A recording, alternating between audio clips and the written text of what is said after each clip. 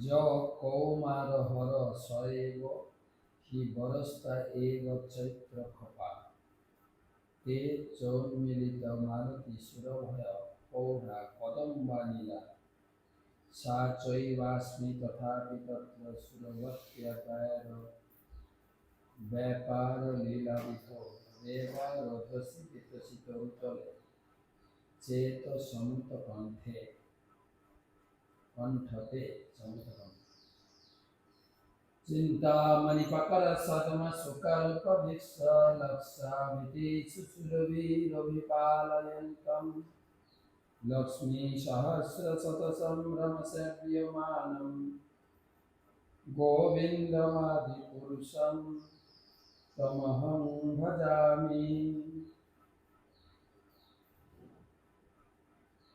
वन्दे अहं श्रीगुरो श्रीयुतपदकमलं श्रीगुरून् वैष्णवांश्च श्रीरूपं साग्रजातं सहगण रघुनाथान्वितं तं सजीवं साद्वैतं सावधूतं परिजनसहितं कृष्णचैतन्यदेवं श्रीराधाकृष्णपादं सहगण ललिता श्रीविशाखान्वितांश्च नमो विष्णुपादाय कृष्णप्रेष्ठाय भूतले श्रीमते भक्तिवेदांत स्वामी निति नामिने नमस्ते सारस्वते देवे गौरवाणी प्रचारिणे निर्विशेष शून्यवादी पाश्चात्यदेशतारिणे जय श्री कृष्ण चैतन्य प्रभु नित्यानंद श्री अद्वैत गदाधर शिवासरि श्री गौर भक्तवृंद हरे कृष्णा कृष्ण कृष्ण हरे हरे हरे राम राम राम हरे हरे।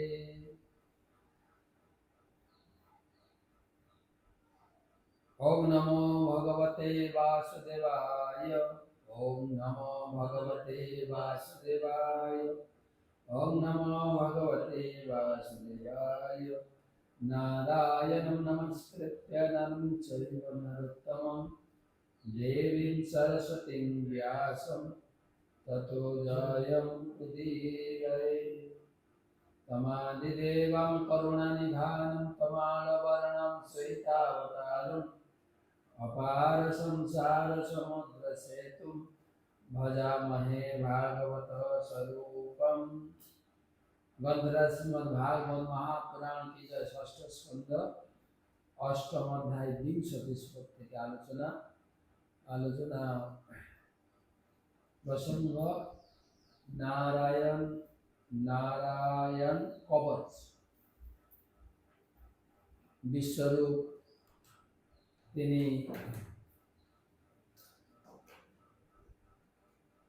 ইন্দ্রকে যজ্ঞের মন্ত্র পড়িয়ে কিভাবে নারায়ণ মন্ত্রের দ্বারা তাকে সুরক্ষিত করেছিলেন এবং নারায়ণ কবচের শক্তিতে আবিষ্ট হয়ে তিনি কিভাবে শত্রু অসুরদের পরাভূত করেছিলেন তারই আলোচনা। সেই প্রসঙ্গে 1272 নম্বর ভাগবত রসমাধুরী সেমিনার গতকালকে আমাদের নরসিংহ চতুর্দশী ব্রত পালন করেছেন। সারা দিন ব্যাপী বিভিন্ন অনুষ্ঠান মালায়, যদিও এবছর মায়াপুরে ভক্ত সংখ্যা অনেক কম ছিল, জানি না ভোটের কারণে হতে পারে। সবাই বলছে যে 29 তারিখ ভোট গেছে, এখন 4-5 তারিখ পর্যন্ত আমাদেরকে একটু সাবধানে থাকতে হবে। তো সেই জন্য লোক বেশি গতাগতি করছেন না, তথাপি মোটামুটি লোক, কারণ আমাদের মায়াপুরের চারপাশে যে কমিউনিটি ভক্ত আছে আমাদের ঘর বাড়ি করে, এতে প্রায় 8,000 লোক বাস করে। যদি বাইরে থেকে কেউ নাও আসে মন্দির সবসময় ভর্তি থাকে, আর উৎসব বলে তো কথাই নেই। তো তবুও বাইরে থেকে অনেক লোক এসেছিল। কালকের হিসাব অনুযায়ী এই 35,000 লোক মতো মায়াপুরে ঢুকেছে, 35,000-এর আশপাশে। এমনি সাধারণত উৎসব অনুষ্ঠানে লক্ষাধিক ছাড়িয়ে যায়। তো কালকে নরসিংহদেবের ব্রত উপবাস উপলক্ষে অনেক বড় বড় অনুষ্ঠান। সে অভিষেক শুরু হয়েছে 4:30টায়, শেষ হলো প্রায় 8টা। তারপরে ভগবানের সিঙ্গার হলো, স্পেশাল সিঙ্গার, তারপরে আরতি। এই এমনি মন্দির বন্ধ হয় 8:30টায়, কালকে প্রায় 9:15 পর্যন্ত। তারপরে ছিল কীর্তন মেলা সকাল 10টা থেকে রাত্রি 10টা পর্যন্ত। তো তারপরে প্রসাদ বিতরণ, অনেক কিছু কার্যক্রম, গ্রন্থ বিতরণ সব ভালো হয়েছে। আজকেও একটা বড় উৎসব কিন্তু চলছে সারাদিন। সকাল থেকে যজ্ঞ, ভিভিতে যজ্ঞ হলো, যজ্ঞের পরে ভাগবত পাঠ, সিঙ্গার আরতি, তারপরে একটা গৃহপ্রবেশ, তারপরে আমাদের ক্লাস শুরু হয়েছে, ভক্তি বেদান্ত ক্লাস। তারপরে চন্দন যাত্রা মহোৎসব। চন্দন যাত্রা কিন্তু শেষ হয়নি, নরসিংহ চতুর্দশী হয়ে গেল। চন্দন যাত্রা শুরু হয়েছে 20 তারিখ, 20 এপ্রিল। টোটাল 21 দিন চলবে, আজকে মনে হয় 12 দিন হলো। সেই উপলক্ষে আজকে বড় অনুষ্ঠান ছিল আমাদের মায়াপুরের পাশের মন্দির রাজাপুর জগন্নাথ ইস্কনেরই, ওখানে বোট ফেস্টিভ্যাল বিশাল। এই চন্দন যাত্রা মহোৎসবের কাহিনী তো আমাদের বৃহস্পতিবার করে পড়ছি, একটা পড়া হয়েছে, কালকে তো বৃহস্পতিবার হলো না, পরের সপ্তাহে আমরা পড়ব। তো সেখানেও শ্রী জগন্নাথের অর্চা বিগ্রহ মদনমোহনকে নিয়ে বিশাল অনুষ্ঠান রাজাপুর। সেখানে একটা পদ্মা পুষ্করিণী আছে, যেটাতে ভগবানের এই স্নান যাত্রা মহোৎসব উপলক্ষে বোট ফেস্টিভ্যাল, নৌকা বিহার। তো সেই তারপরে শেষ করে রাত্রে এখন ভাগবত পাঠে বসলাম।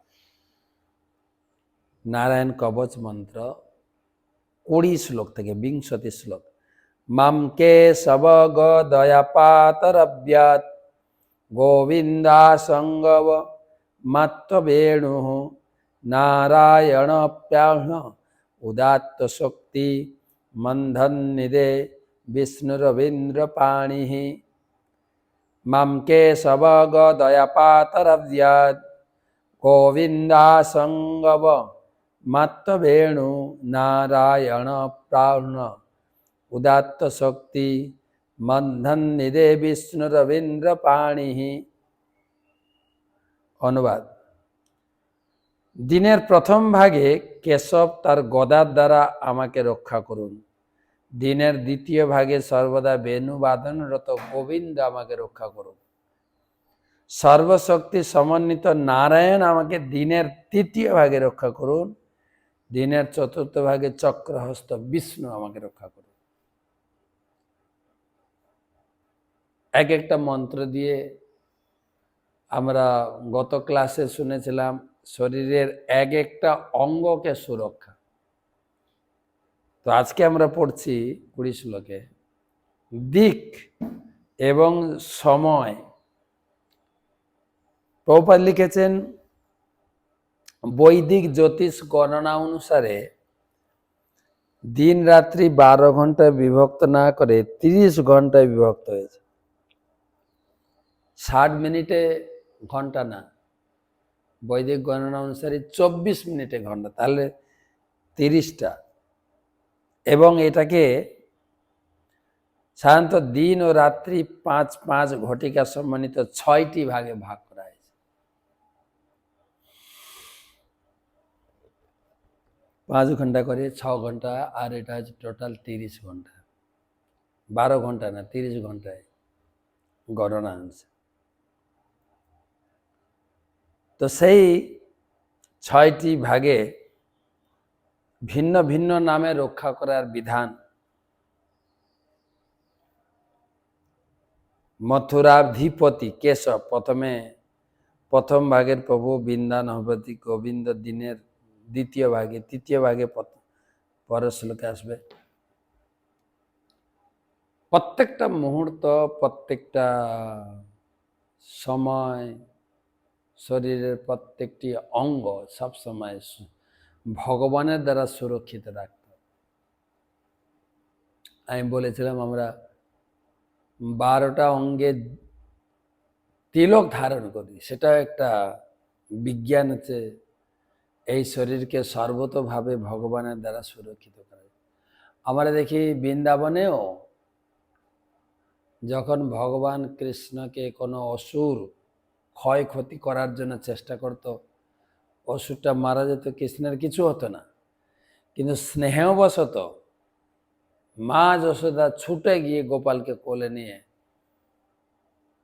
আদর করতেন, এবং এই যে অসুর থেকে বেঁচে গেলে, যেরকম আপনার কালীয় থেকে বাঁচলেন, দ্বিতীয়ত তৃণবর্তাসুর ঘুরে তুলে নিয়ে গেল, তারপরে পুতনা, সেখান থেকে যখন ভগবানকে উদ্ধার করা হলো, মা যশোদা গোবর দিয়ে প্রতিটি অঙ্গে তিলক করে দিয়ে ভগবানের কাছে প্রার্থনা করছেন যে হে কেশব, আমার গোপালের কপালটা রক্ষা করো। তারপরে নারায়ণ, হে নারায়ণ, গোপালের নাভি, বক্ষস্থল, কণ্ঠদেশ, এরকম প্রত্যেকটা অঙ্গ তিলক দিয়ে করে দিতে। তিলক মানে গোবর দিয়ে তিলক করতেন। আপনি আবার প্রশ্ন করেন না গোবর দিয়ে তিলক করা যায়?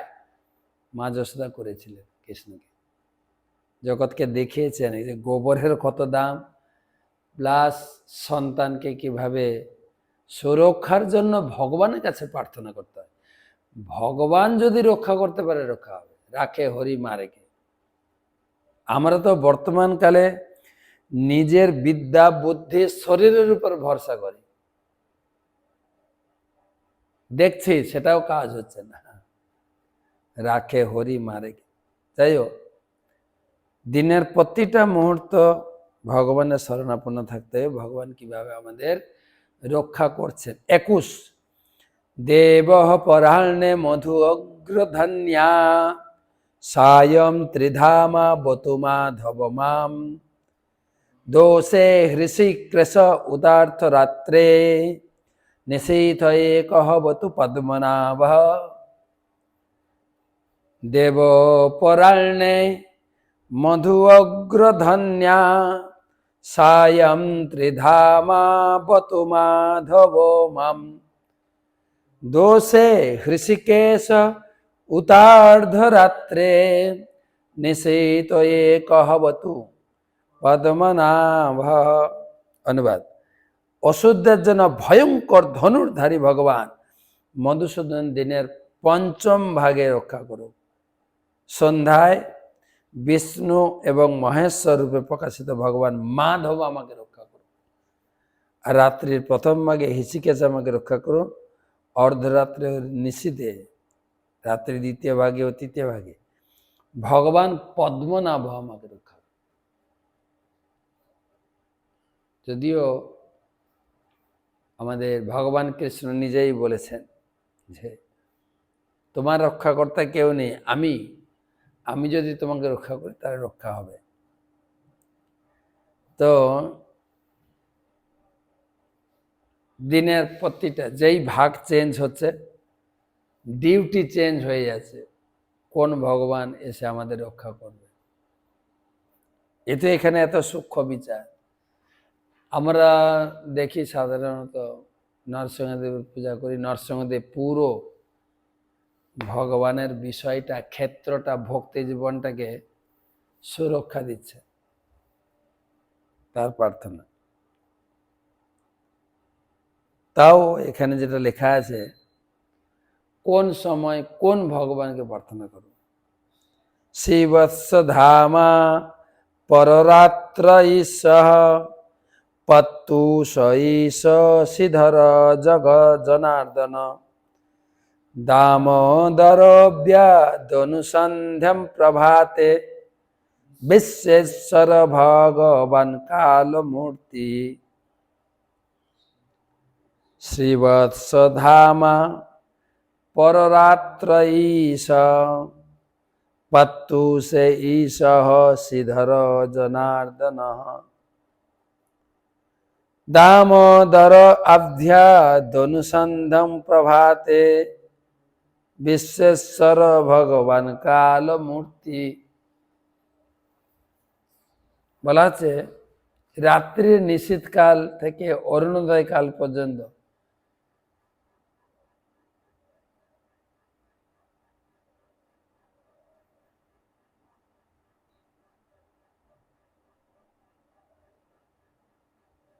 বক্ষে শিবৎস চিহ্নধারী ভগবান শ্রী ভগবান আমাকে রক্ষা করুন। প্রত্যুষকালে অর্থাৎ রাত্রির চতুর্থ ভাগে অসিধারী, অসিধারী মানে অস্ত্রধারী ভগবান জনার্দন আমাকে রক্ষা করুন। প্রাতকালে দামোদর আমাকে রক্ষা করুন এবং প্রতি সময়ে কালমূর্তি ভগবান বিশ্বেশ্বর। আপনি হয়তো এত ভগবান চেনেন না, তাহলে যেরকম বর্ণনা আছে প্রয়োগ করব কি করে? কেবল কৃষ্ণ, কৃষ্ণ কৃষ্ণ নাম এর আশ্রয়ে থাকেন সব ভগবান।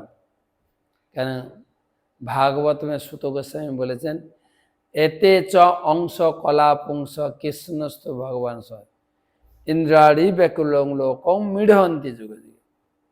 সেখানে বলা হয়েছে যে কৃষ্ণ হচ্ছে সব অবতারের অবতারী, তাই তাকে স্মরণ করলে আর অন্যান্য দিক থেকে আমরা সুরক্ষিত হয়ে যাব।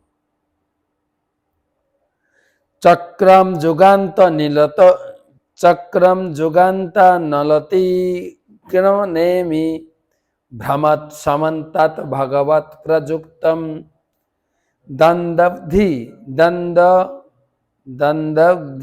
দন্দগ্ধি রসৈনমাসু কক্ষম যথা বাত সখো হুতাস। চক্রম যুগান্ত আনলতি জন্মে চক্রম যুগান্ত নলতি গমেতি গমেমি ভ্রমত সমন্তাৎ ভগবত প্রযুক্তম দন্দগ্ধি দংধরি চৈনমাসু কক্ষম যথা বাত সখো হুতাস। চতুর্দিকে ভ্রমর পূর্বক বায়ু সহায়তা আগুন যেরকম তৃণরাশিকে ভস্মিত করে, তেমনি প্রলয়কালে অগ্নির মতো প্রখর তাম্র ভাব বিশিষ্ট সুদর্শন চক্র ভগবান করতে নিয়োজিত হয়ে আমাদের সকলকে অভিভূত। সুদর্শন চক্র এখানে বলছেন বৃন্দাবনে আছে সুদর্শন চক্র।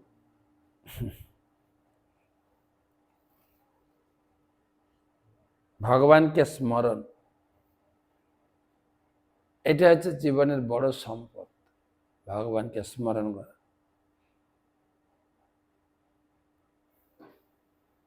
সামনে আমাদের কালকে তো গেছে নরসিংহ চতুর্দশী ব্রত। নরসিংহদেবের কত মন্ত্র, 108 মন্ত্র, 1,000 মন্ত্র। আমাদের প্রায় 4:30 থেকে 8:30 পর্যন্ত যে বিশাল যজ্ঞ হলো, আমাদের গুরুকুলের ছাত্ররা, শিক্ষার্থীরা অনর্গল মন্ত্র বলে যাচ্ছে। মন্ত্র, ভগবান হচ্ছেন মন্ত্র মূর্তি, উত্তম শ্লোক। যত মন্ত্র বলবেন ভগবানের সামনে, ভগবান খুশি হয়ে যাবে। গীতার শ্লোক পড়ুন, ভাগবতের শ্লোক পড়ুন, পুরাণের শ্লোক পড়ুন, ভগবানের সামনে ভগবান খুশি হয়ে যাবে। আর আজকে মায়াপুরে থেকে শুরু হলো কি বলে ফুল দোল। কত সুন্দর ফুলের একটা কি বলা যায়, ফুলের একটা বেদি বানিয়েছেন। যেরকম বাসর ঘর এত সুন্দর সাজিয়েছে, আর তার মাঝখানে গোবিন্দ রাধা মাধব দোলনাতে রয়েছেন, দুলছেন, সামনে রয়েছে জলের ফোয়ারা। প্রত্যেক ভক্ত হাতে ফুল আর তুলে সুগন্ধি ফুল, পদ্ম ফুল বা গোলাপ ফুল বা চুই ফুল, গন্ধরাজ ফুল নিয়ে একটা মন্ত্র, ওম মাধব মাধব বাচি মাধব মাধব হৃদি স্মরন্তি সাধব স্বর্গে সর্বকার্যেষু মাধবম তপ্ত কাঞ্চন গৌরাঙ্গী রাধে বৃন্দাবনেশ্বরে বৃষভানুসুতে দেবী প্রণমামি হরিপ্রিয়ে। ওম মাধবায় স্বাহা, ওম জনার্দনায় স্বাহা, ওম পুরুষোত্তমায় স্বাহা। বিভিন্ন নামে ভগবানকে অঞ্জলি অর্পণ করছেন। আজ থেকে শুরু হলো, বেশ কিছুদিন চলবে এটা। কৃষ্ণের ফুল দোল, ফুলের দোলনাতে কিভাবে গোপীরা বনমালী গোবিন্দকে আনন্দ দিয়েছিলেন দোলনাতে, যদি এটা ঝুলন না, কিন্তু এটা হচ্ছে ফুল দোল। 24 গদেহস নিস্পর্শ নবিস্ফুলিঙ্গই, গদেহস নিস্পর্শ নবিস্ফুলিঙ্গয়ে নিস্পন্ধি টি না ঢি নিস্পন্ধি নিষ্পিণ্ড জিত প্রয়াসী কুষ্মাণ্ড বৈয়া কুষ্মাণ্ডক বৈনায় অকজক্ষরক্ষ ভূতগ্রসার চূর্ণয় চূর্ণি আরিন গদেহস নিষ্পশন বিভুলিঙ্গে নিষ্পন্ধি নিষ্পিণ্ড জিত প্রয়াসী কুষ্মাণ্ড বৈনায়ক যক্ষরক্ষ ভূতগ্রহম চূর্ণয় চূর্ণ আরিন। হে ভগবানের গদা এবং তোমার স্পর্শের ফলে বজ্রের মতো অঙ্গে স্ফুলিঙ্গ উৎপন্ন হয়। তুমি ভগবানের অত্যন্ত প্রিয়, আমিও তার দাস, অতএব তুমি দয়া করে আমাদের চক্র রাক্ষস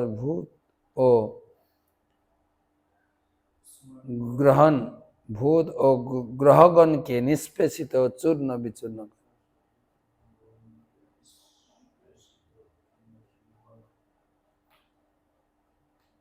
তো এই 24 পর্যন্ত থাক। আমরা ভগবানের সেই যুদ্ধক্ষেত্র ভূমি কুরুক্ষেত্রে গিয়েছিলাম। কুরুক্ষেত্রের ভিডিওগুলো ছাড়া হয়েছে না? ছাড়া হয়নি? ছাড়া। কুরুক্ষেত্রে কি কি দর্শন করলাম, আমরা কুরুক্ষেত্রে ময়দানের কথা বলেছি, এবং কুরুক্ষেত্রে আরেকটা তীর্থ ভীষ্ম কুণ্ড বা নারাকা তারি, সে সম্বন্ধে শুনেছি। আরেকটা স্থান যেটা দর্শন করবো সেটাও বলে দিই, ব্রহ্ম সরোবর, অত্যন্ত বৃহৎ সরোবর ব্রহ্ম সরোবর, কয়েক কিলোমিটার ব্যাপী। বলছে একবার পরিক্রমা করতে 10 কিলোমিটার, এত বিশাল পুষ্করিণী। মাঝখান দিয়ে রাস্তা করা হয়েছে, লোকে সেই সিনের ফটো তুলে, গ্রুপ ফটো, তারপরে স্নান, পরিক্রমা। বলছেন গীতা জয়ন্তীর সময় 1 মাস ব্যাপী লোকের ভিড় এখানে।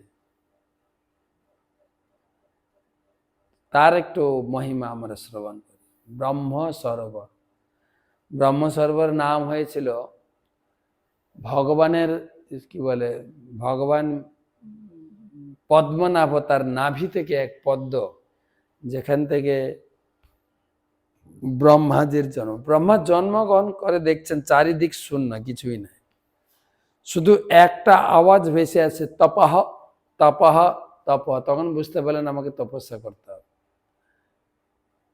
তো ভগবানের এই আবির্ভাব, তো তপস্যায় বসলেন ব্রহ্মা, এবং তপস্যায় বসে প্রেমের স্পর্শ প্রেম এসে গেছে। তখন চোখ দিয়ে বিন্দু বিন্দু জল পড়েছিল, সেই থেকে সরোবর হয়েছে ব্রহ্ম সরোবর। তো সেই কুরুক্ষেত্রের মাঠে যুদ্ধ চলাকালীন একটা নক্ষত্রের আবির্ভাব হয়েছিল, মানে হেরফের হয়েছিল।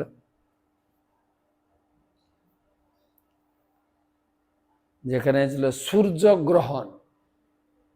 সূর্যগ্রহণকে কেন্দ্র করে ব্রজবাসী এবং দ্বারকা নিবাসী দুই পক্ষ ওখানে এসেছিলেন স্নান করতে। নারদমুনি খবর দিয়েছিলেন ব্রজবাসীদের, তোমরা কোথায় তীর্থ করতে যাবে? পুষ্কর অনেক দূর, এই কাছে কুরুক্ষেত্র চলে আসো। তো এখানে এসে প্রথমবার বলুন আর শেষবার বলুন, কৃষ্ণের সঙ্গে যদুদের সঙ্গে, যদুদের পক্ষ থেকে তাদেরকে বলা হয় তোমরা তোমরা যাও তীর্থ স্নান করো, তবে পুষ্কর অনেক দূর, এই কাছে হচ্ছে কুরুক্ষেত্রে ব্রহ্ম সরোবর আছে, সেখানেও স্নান করলে তোমরা একই ফল পাবে। যদুবংশীয়রা দ্বারকাবাসীরা এসেছিলেন, আর এদিকে বৃন্দাবনবাসী এসেছিলেন। সেখানেই কৃষ্ণের সঙ্গে ব্রজবাসীদের অনেক দিন পর, সে 11.5 বছর ভগবান 11.5 বছর বয়সে চলে যান মথুরা, 16-17 বছর থাকেন। তারপরে দ্বারকাতে বিশাল গৃহস্থ ইউনিট তিনি শুরু করেন। গৃহস্থ ধর্মের ভিতরে এই নারদ মুনি এসে তাদের উৎসাহ প্রদান করেছিলেন। তো সেখানে কৃষ্ণের সঙ্গে যাদবদের দেখা। মা যশোদা বললেন, কানাই আমি নাকি শুনেছি তুমি 16,108 বিয়ে করেছ, আমি দুর্ভাগা যে আমার হাত দিয়ে একটাও বিয়ে হলো না। ভগবান বললেন, তবে এই দাপর যুগে তো আমার লীলা বা সংসার লীলা কমপ্লিট, তবে তোমার মনোবাসনা পূর্ণ করার জন্য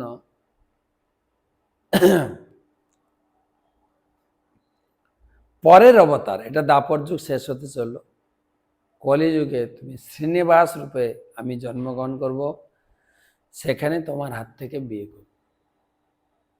তারপরে কাহিনী জানেন, মা যশোদা তিনি কানাইকে এখানে দেখতে পেয়েছিলেন প্রথম, দুজনের সাক্ষাৎ, কিন্তু সবাই খুশি হলো না, রাধারানী খুশি ছিলেন না। কেন না? যদিও তোমাকে সেই কৃষ্ণ সেই, কিন্তু বৃন্দাবন ছিল গোপ বয়স, এখানে হচ্ছে রাজা। তো রাধারানী একটা শ্লোক বলেছিলেন, য কৌমার হরস এবহি বরস্ত এব চৈত্র খপা তে চৌন মিলিত মালতী সুরবয় পৌড়া কদম্বা নীলা সা চৈবাস্মি তথাপি তত্র সুরতব্যা পার লীলা বিধৌ রেবা বেতুষী তরুতলে রেবা রোধসী বেতসী তরুতলে চেত সমুদ কণ্ঠতে। রাধারানী বলছেন, কৃষ্ণ সেই তুমি সেই আমি রয়েছি, প্রেম রয়েছে, চৈত্র মাসের শুক্ল পূর্ণ চন্দ্র রয়েছে, কিন্তু সেই কুমারী অবস্থায় তোমাকে যে কি বলা যায়, বেতসী তরুতলে,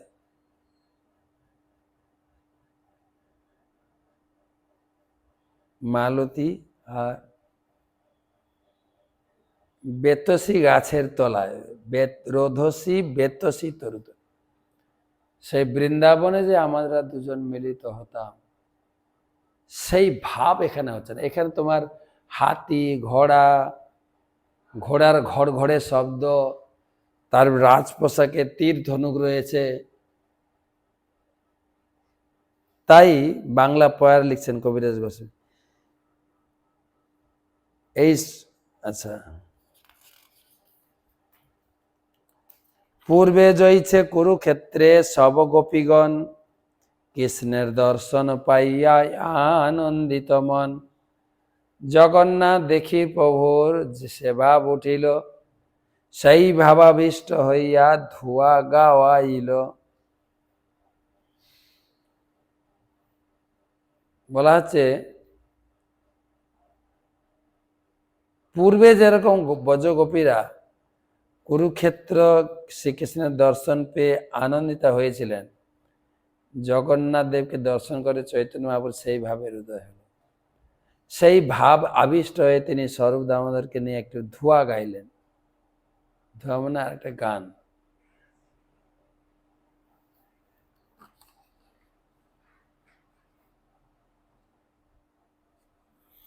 আহুষ্যতে নলিল নাভ পদার বিন্দম যোগ সরই হৃদয় বিচিন্তম অগাধ বোধই, সংসার কোপপতিতরণালম্ব্যম গেহম জুষাম অভিমনুষ্যাৎ সদান। তো এখানে এই কবিরাজ গোস্বামী আরো সংক্ষেপে বলেছেন যে সেই বেতসী তরুতলে চেত কণ্ঠটা ডিলিট করা হয়েছে, ফ্রন্টটা একই ফ্রন্ট কিন্তু পূর্বে জয়ছে কুরুক্ষেত্রে সব গোপীগণ, কৃষ্ণের দর্শন পাইয়া আনন্দিত মন। জগন্নাথ দেখি প্রভুর সেবা উঠিল, সেই ভাবাবিষ্ট হইয়া ধোয়া গাওয়াইল। অবশেষ রাধা কৃষ্ণে করে নিবেদন, সেই তুমি সেই আমি সেই নব সঙ্গম। তথাপি আমার মন হরে বৃন্দাবন, বৃন্দাবনে উদয় করাও আপন চরণ। ইহা লোকারণ্য হাতি ঘোড়া রথ ধ্বনি, তাহা পুষ্পারণ্য ভৃঙ্গ পিগ দান শুনি। ইহা রাজবেশ সঙ্গে যবক্ষত্রিয়গণ, তাহা গোপবেশ হবে মুরলী বদন। এখানে কুরুক্ষেত্র তোমার চরণে রাজবেশ, আর তোমার সঙ্গে রয়েছে সমস্ত ক্ষত্রিয়রা, কিন্তু বৃন্দাবনে তোমার গোপবেশ আর তোমার সঙ্গী কেবল মুরলী।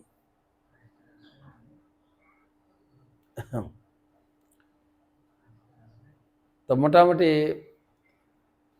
বৃন্দাবনে রাধারানী কৃষ্ণকে যা বলেছিলেন সেটা এইখানে আলোচনা হয়েছিল। তো ব্রজবাসী আর মথুরাবাসী দুটো দল এখানে মিলিত হয়েছিলেন, এবং জলকেলি সহ ভগবান কৃষ্ণ রাধারানীর সঙ্গে ছিলেন। এখানে রাধারানীর আলাদা ঘাট ছিল, তারপরে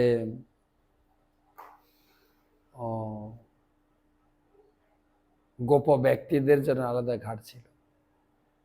সেই জায়গায় এই ব্রহ্ম সরোবরের তীরে দুই পক্ষ মিলিত হয়েছিল, এবং রাধারানী প্রার্থনা করছিলেন, আমি এখানে সুখ পাচ্ছি না, তুমি বৃন্দাবনে ফিরে চলো, বৃন্দাবনে আমাদের সেই পূর্বের সুখটা ফিরে পাবো। এখানে হাতি ঘোড়া রথের ঘর ঘরে শব্দ, আর বৃন্দাবনে পুষ্পারণ্য কিসের শব্দ? ভিক পিক দানি শুনি, বিভিন্ন পাখির বিভিন্ন ধাঁচে গাওয়া সঙ্গীত বৃন্দাবনে শোনা যায়। তো সেই ব্রহ্ম সরোবর আর সেই রাধারানীর ভাব, কৃষ্ণকে তিনি ভালোবাসেন, কৃষ্ণকে কেবল বৃন্দাবনেই দেখতে চান।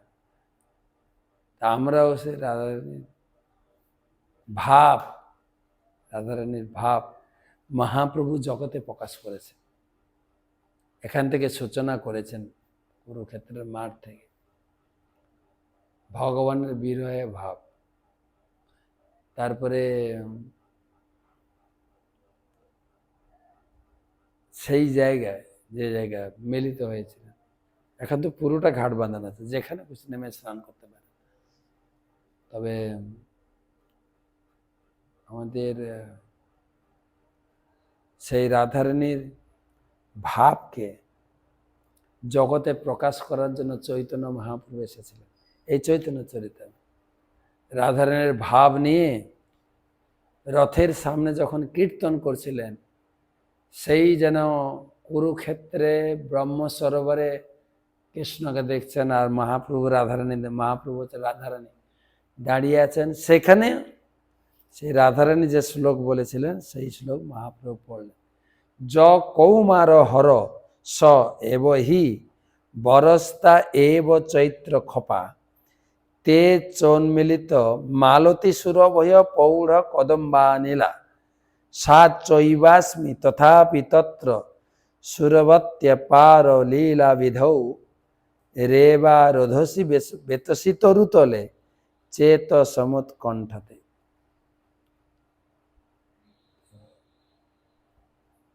শ্লোকের ভাবটা আমি বলে দিয়েছি। আর সেই মহাপ্রভু হচ্ছেন রাধারানীর ভাব নিয়ে জগন্নাথকে দেখে সেই ভাব উদয় হয়েছে, হে প্রভু আপনার চরণ বৃন্দাবনে উদয় করা। এই যুদ্ধক্ষেত্রে, কুরুক্ষেত্রের মাঠে আপনাকে দেখে আমার সন্তুষ্ট লাগছে।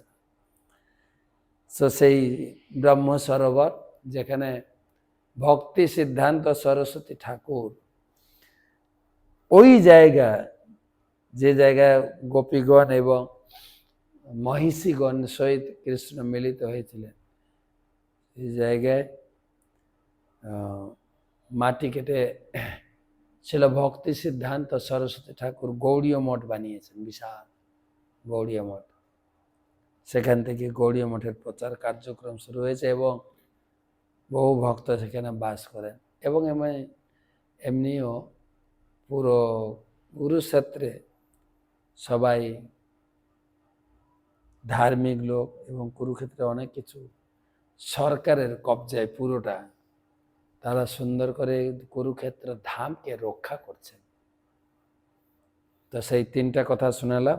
একটা হচ্ছে জ্যোতিষ্বর, যে জায়গাটা ভগবান রথকে খাড়া করে অর্জুনকে কেন্দ্র করে সারা কুরুক্ষেত্রের মাঠে সৈন্যদের, শুধু না তাই নয়, সারা জগৎকে গীতার জ্ঞান দিয়েছিলেন। সেই জায়গা, সেই বটগাছ, সেই স্থান এখনো আছে।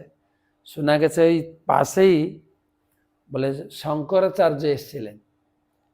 শঙ্করাচার্য ওখানে বসে গীতা মাহাত্ম্য লিখেছেন। একম শাস্ত্রম দেবকী পুত্র গীতম এক দেব দেবকী পুত্র এব এক মন্ত্রস্তস্য নামানি জানি কর্মাপেক্ষম তস্য দেবস্য সেবাহ। শঙ্করাচার্য তারপরে লিখলেন সর্ব উপনিষদ গাবদগ্ধা গোপাল নন্দন পার্থবৎস সুধীর ভক্তা দুগ্ধম গীতামৃতং মহাৎ। এসব ওখানে, কেন শঙ্করাচার্য ছিলেন শিবের অবতার, তিনি জানেন তো গীতার গুরুত্ব, গীতার উপরে ভাষ্য ওখানে বসে লিখেছিলেন। সেই স্থান যদি কখনো সুযোগ হয় আসো। ওই একদম জ্যোতিষ্বর থেকে 2 কিলোমিটারেরও একটু কম